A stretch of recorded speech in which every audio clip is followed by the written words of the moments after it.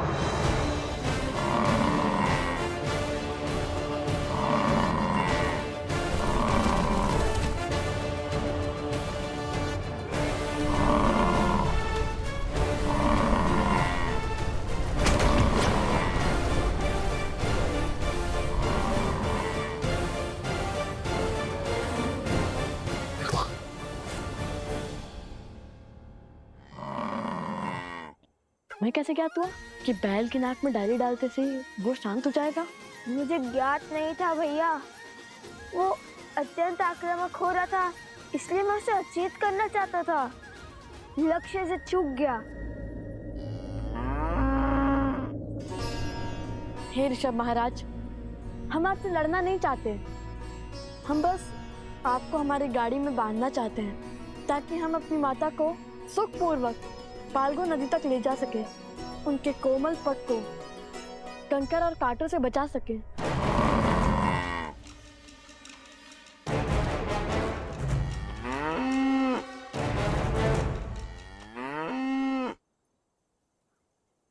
भैया लगता है मान गया। अब एक कार्य करता है, जैसे माता आश्रम में सारी गायों के सींग पर मोली धागा बांधती है, हम भी इसके सींगों पर मोली धागा बांध देते हैं। तो ठीक है।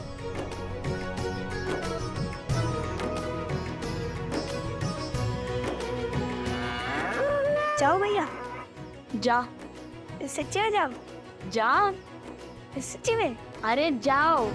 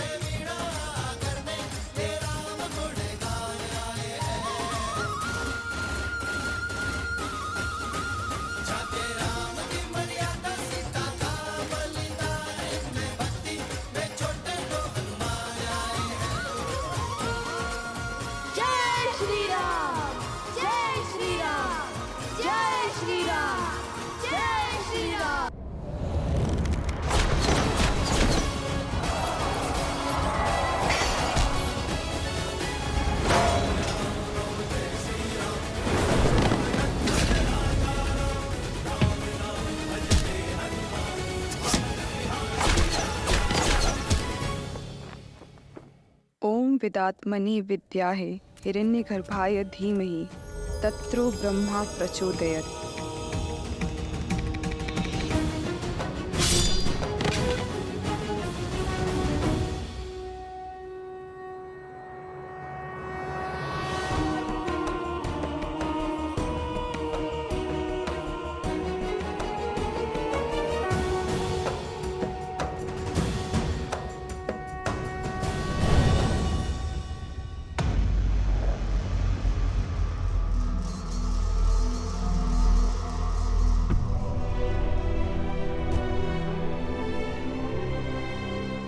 सेनापति, आंखें खोल बहन।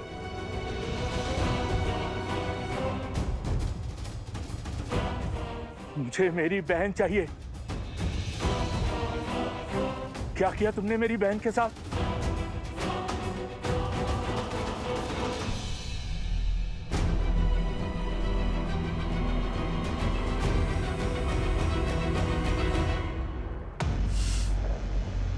बालकों को नहीं मार पाया वृषभासुर। भैया, अब हमारी बैलगाड़ी सज्ज है। अब माता को कोई कष्ट नहीं होगा।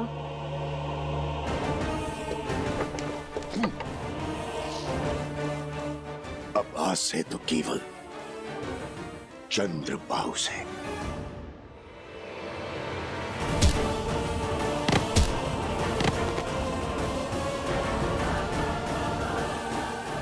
आज पिताश्री को मुझ पर कितना गर्व होगा। मैं शीघ्र ही राम की मृत्यु का शुभ समाचार दूंगा।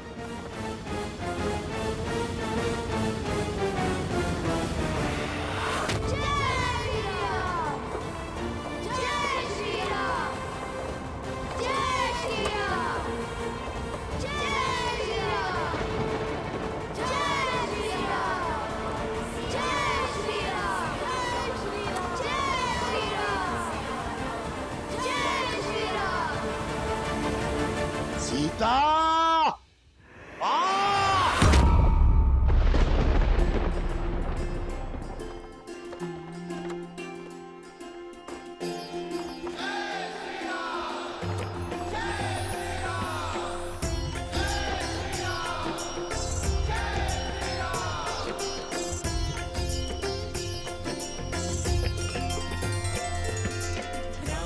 अयोध्या की ध्वजा है।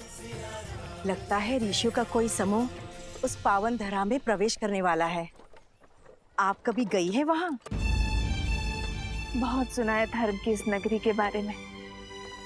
वहां के सुंदर सुंदर वन उपवन, कल कल बहती सरयू नदी, इक्ष्वाकु वंशजों की बड़ी बड़ी प्रतिमाएं और राजा राम का सुंदर महल।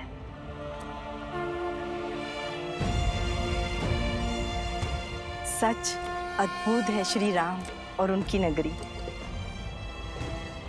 देखो, अयोध्या का ध्वज। संकेत समझ रहे जादूगर? शीघ्र ही गुरुदेव हमें अयोध्या में प्रवेश करने की आज्ञा देंगे।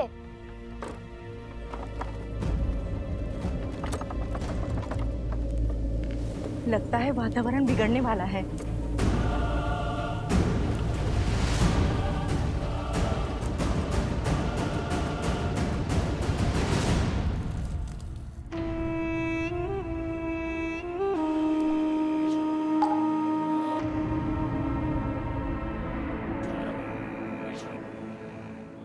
जागो, मैं तुम्हें अपना रूप, अपना स्वरूप, अपनी पहचान देता हूं।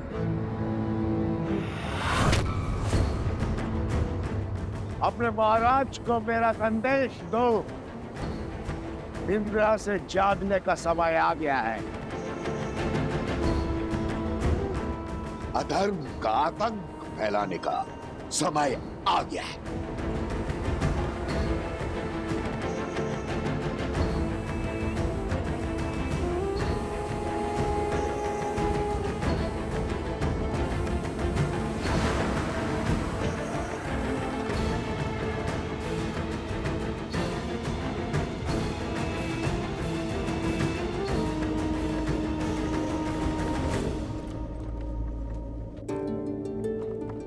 ध्यान से सुनो। शीघ्र ही हम गांव में प्रवेश करने वाले हैं। जब तक माता फाल्गु नदी में तप कर रही हैं, क्यों ना तब तक हम थोड़ा भ्रमण कर ले, सुंदर सुंदर घर, उपवन, मंदिर आदि देख ले, लड्डू पेड़े खा ले। क्यों, कैसा विचार है? यह विचार तो बहुत अच्छा है, किंतु मेरे मन में एक विचार और आ रहा है। एक बात बताओ, सच में ये ऋषभ उतना भव्य है जितना तुमने कहा था? लगता तो बड़ा शांत है, इतना भयंकर था वो, तो तुमने पकड़ा कैसे? क्या कहा तुमने? कुश ने इस बैल को पकड़ा?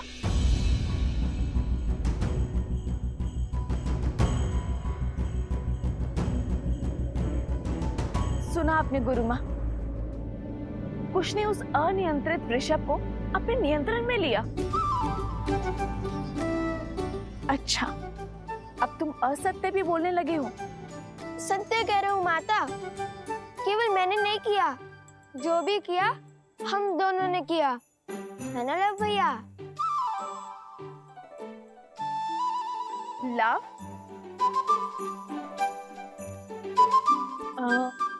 क्या हुआ माता? मुख बंद नहीं रख सकते थे? क्षमा कर दीजिए भैया, वो मित्र पूछ रहे थे तो मैंने बता दिया।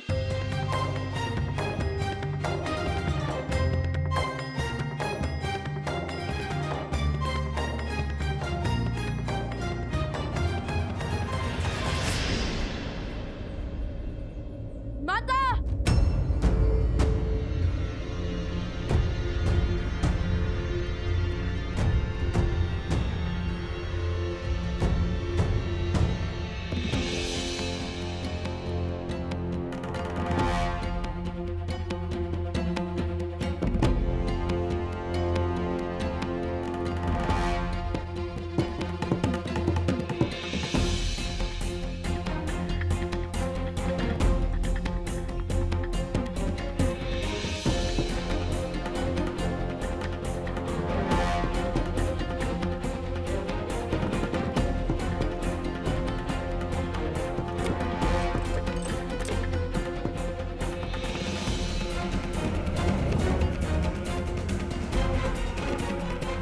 यहाँ तो ना घर बचा, ना मंदिर, ना लड्डू। लगता है घोर विपदा आ पड़ी है इस गांव पर।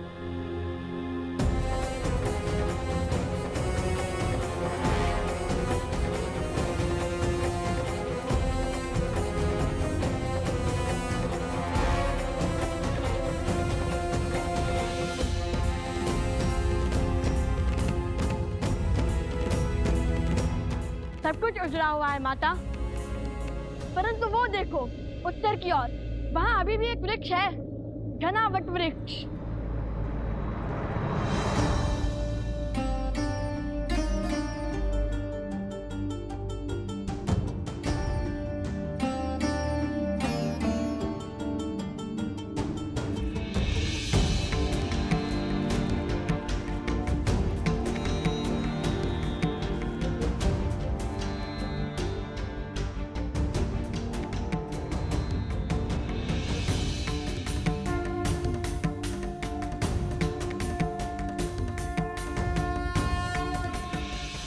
ये कौन है? हमारे रक्षक हैं ये ना होते तो उस दुष्ट ने सारी सृष्टि को दूषित कर दिया होता।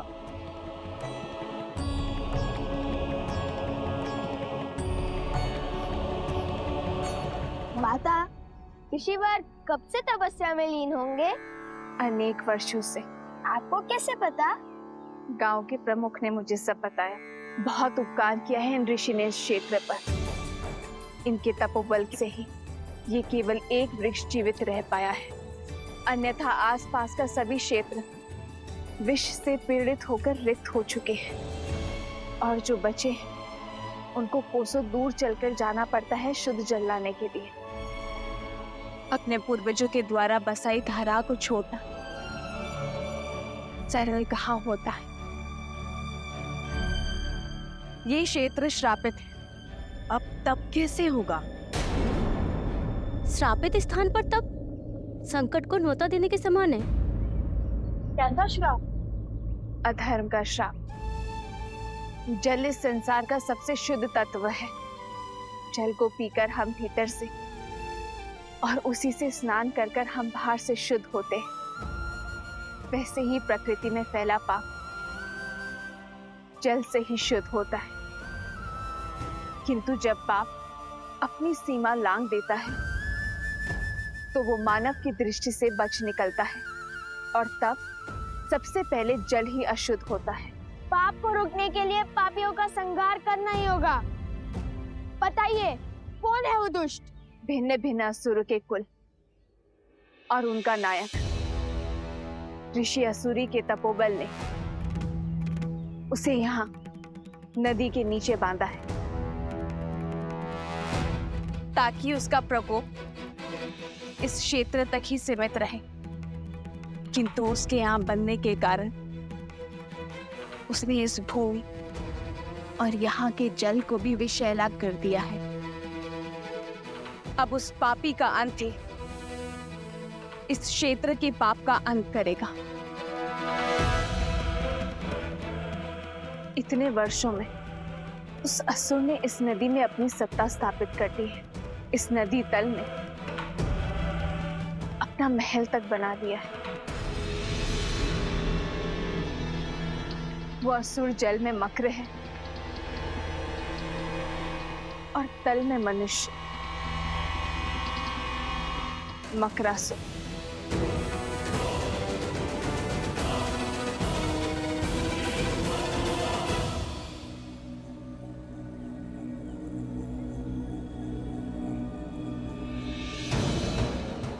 आओ मकरासुर, आओ, तुम्हारी ही प्रतीक्षा थी।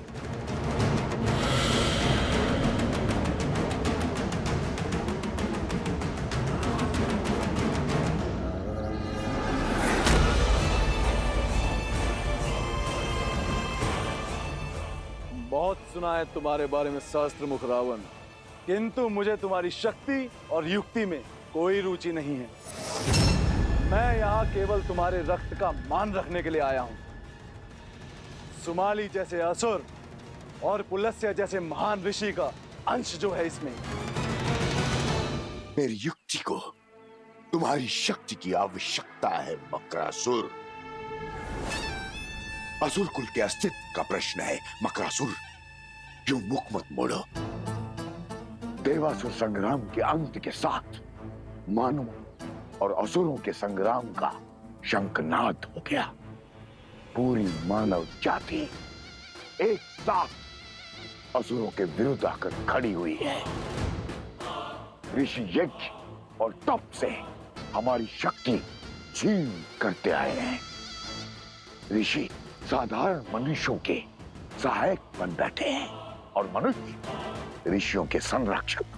जल के बाहर जो भी हो, मुझे उससे क्या। मैं अपने राज्य में सुरक्षित हूं। देखो, धरा पे कैसा अकाल छाया है और यहाँ नीचे मैं साक्षात देवराज की भांति आनंद में मग्न हूं। ये राजपाट मेरे बल का प्रमाण है। गांव के गांव मेरे भय से खाली हो गए।